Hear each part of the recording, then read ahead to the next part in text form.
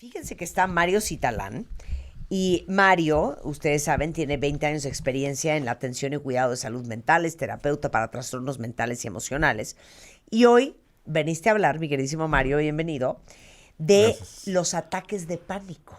Así es, Marta. Algo que desgraciadamente no es poco común, ¿eh? O sea, realmente, si empiezas a excavar un poquitito y empiezas a preguntar a la gente, en algún momento dado de su vida ha tenido estas descargas de adrenalina, esta sensación de miedo, esta sensación de muerte de forma súbita y que al final de cuentas, cuando la persona lo está experimentando, es una sensación sumamente horrenda. Porque seguramente no has de saber qué te está pasando. Es correcto. Y el gran problema es eso, que cuando llegas a un servicio de urgencias te dices no tienes nada. Y no tienes nada, nada más tienes una crisis de pánico, vete a descansar y tranquilízate, ¿no? Cálmate, Ajá. ¿no? Tranquilízame, güey.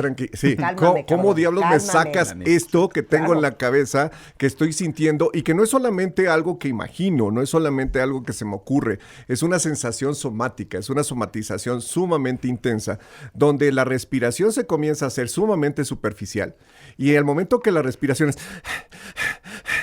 Estamos perdiendo dióxido de carbono y esta pérdida de dióxido de carbono hace un cortocircuito en el hipotálamo. ¿A qué me refiero con el cortocircuito?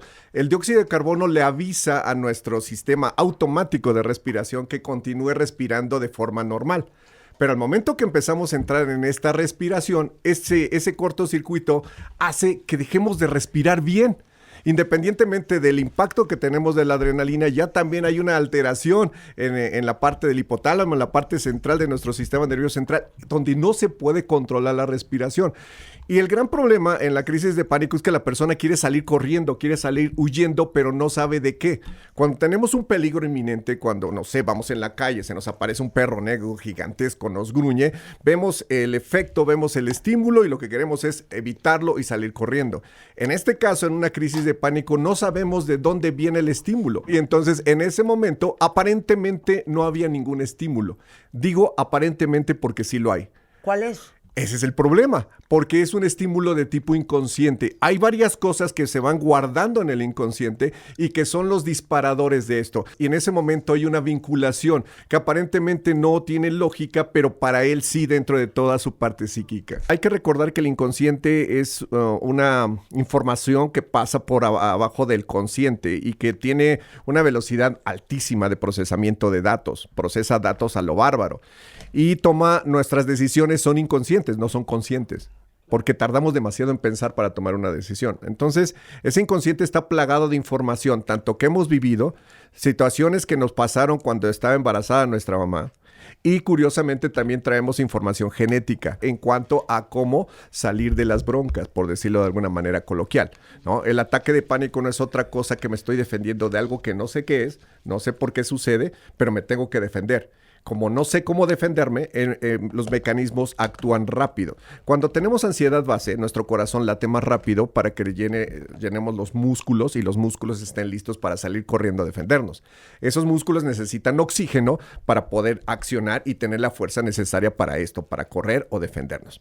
Al mismo tiempo, hay un cierre de los vasos sanguíneos para que la sangre se retenga en los músculos y ese oxígeno permanezca. Y entonces, todos estos mecanismos nos preparan para estar listos para esto. Pero ¿qué pasa cuando todo es a lo salvajemente, a lo bestia, ¿no?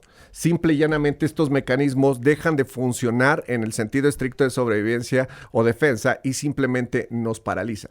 ¿Por qué existe la necesidad de movimiento? Pues simplemente porque tenemos una gran carga de energía retenida en los músculos a través de la oxigenación que se generó y que requiere la movilidad. Entonces, al momento de una crisis de pánico, ¿es útil moverse? Sí. ¿Es útil caminar? Sí. ¿Es útil estar moviendo nuestro cuerpo, balanceándonos, haciendo una gran cantidad de movimientos? Sí, por supuesto.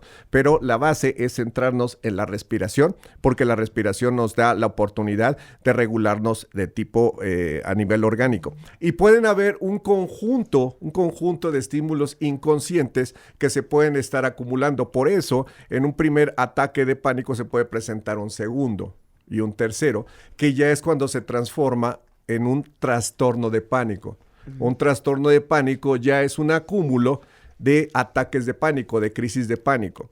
Para considerar un trastorno de pánico se requieren por lo menos 4 ataques al mes. Es terrible. Toda la gente que ha tenido ataques de pánico es ansiosa. No necesariamente. No necesariamente. No necesariamente. Porque al final vamos haciendo mecanismos defensivos a nivel mental para evitar sufrir. Y la ansiedad como tal es algo inherente a los seres humanos. Necesitamos un nivel de ansiedad para movernos, resolver problemas, ir a trabajar, etcétera. El nivel de ansiedad es básico, ¿no? Pero esa ansiedad debe subir y bajar, O sea, son como pequeños empujones, ¿no? Son pequeños echadas de marcha que al final de cuentas ayudan a la persona a moverse, ¿no? En nuestras investigaciones encontramos precisamente que los más jóvenes son los que tienen esta peculiaridad. Hicimos una investigación hace poquito en Smartups con respecto a lo que estaba sucediendo en los chavos y el mayor grupo de población que tiene estas situaciones son jóvenes. Son menores de 35 años de edad. Qué curioso, porque mira, Patty, que también es joven, dice que su primer ataque, Mario, iba con una amiga en el coche, comenzó a sentir taquicardia, falta de aire, mareo, sudor frío, y luego le comenzó a dar como, ¿cómo dice? Y luego me comenzó a dar durmiendo y me despertaba con esa horrible sensación. Le puede presentar a la persona un ataque de pánico durmiendo, sí, que por supuesto. Alguien más dice, Fer, es la sensación más espantosa. Me daban 3 veces a la semana y yo pensaba que era el corazón. Y fui hasta hacerme estudios del corazón y nada. Y el mismo cardiólogo me hizo preguntas y me mandó con un psiquiatra. Es común, porque veo que hay un chorro de ustedes cuentavientes que han padecido de ataques de pánico, que se tarden en diagnosticarte lo que tienes. Sí, porque normalmente, como comentaban, van al servicio de urgencias, te dicen, pues, son tus nervios, ¿no? Tranquilízate, vete a descansar. Entonces, en muchas ocasiones son trastornos de ansiedad previos que no han sido diagnosticados y que, como comentaba, ¿no? Se ven como algo normal, que es el grueso de la población. El grueso de la población tiene rasgos ansiosos de manera muy importantes y muchos llegan a tener trastorno de ansiedad generalizada, que lo normalizan, pues, porque al final de cuentas el estar acelerados en muchos empleos sirve, en muchos negocios sirve. Estar para arriba y para abajo, sentir esa energía y la necesidad de estarnos moviendo es muy útil. Y pues, como tal, muchas ocasiones pacientes me han dicho, Mario, es que no quiero estar tranquilo o tranquila porque no estoy produciendo igual. Esa es una de las respuestas. Claro, pues. Mira, aquí dice, yo los tengo constantemente a pesar de que tomo medicina y a mí no me funciona ni tratar de regular la respiración ni nada. Tengo que caminar y caminar hasta que más o menos me voy calmando. Es correcto. Cada persona tiene una forma en su momento dado de abordar este tipo de situaciones. En mi TikTok subí unos tips para hacerlo, pero estos tips en realidad no a toda la gente le funciona. La base fundamental en una crisis de pánico es enfocarnos en la respiración. ¿Por qué en la respiración? Porque cuando estamos haciendo ya de manera superficial, ya no hay oxigenación en las células y la falta de oxigenación en las células ocasiona otro tipo de situaciones también orgánicas que exacerban el cuadro básico, pues el cuadro base de ataque de pánico. Entonces, el concentrarnos en la respiración cuando estamos teniendo esa sensación de muerte, esa sensación terrible, es una de las cosas primarias que tenemos que ver. Y por otro lado, es el desfocalizarnos, ¿no? Precisamente cuando se presenta esa sensación, lo que pensamos es, me voy a morir. Claro. Ya no hay solución. Y nuestro foco de atención está exclusivamente ahí. Todo gira alrededor de me voy a morir, esto no va a pasar, me voy a morir, esto no va a pasar, me voy a morir, y lo repetimos muchas veces en nuestra cabeza, lo cual nos convence de que nos vamos a morir. Ese convencimiento en ese momento hace que nuestro cerebro esté errático y se disocie. Es intentar salirnos de esta realidad, buscar una realidad alterna que nos haga sentir un poquito menos. O en muchos casos, cerrar los ojos. Para muchas personas es muy útil cerrar los ojos porque los estímulos visuales son los que les están generando, lo están viendo como el estímulo, ¿no? Esto no tiene solución, Mario. Porque debe de ser, aquí en Twitter todo el mundo dice, es que si no lo has vivido no tienes una idea del horror de tener un ataque de pánico. Sí tiene solución, de hecho tiene control, ¿no? Al final, el ir reconociendo qué es lo que te está sucediendo es una parte, pues identificar que tienes un trastorno de pánico, ¿no? Que como les comentaba, el trastorno de pánico ya es el acúmulo de ataques de pánico, ya se genera un trastorno propiamente dicho. Y en esa situación significa que hay disparadores inconscientes y estos disparadores inconscientes pueden ser desde la niñez, pues todo lo que viviste en la niñez, lo que entendiste afectivamente y cómo lo viviste. Ahora bien, es una realidad que la mayoría de las personas que tienen esta situación dicen, no, es que a mí no me funciona nada. No me funciona nada. En ese momento ya hay una programación al sistema nervioso de que no te va a funcionar nada. Y cuantas veces te lo dices, es cuantas veces tu cerebro se convence. Y cada vez que tienes un evento dices, no, es que yo no puedo hacer nada.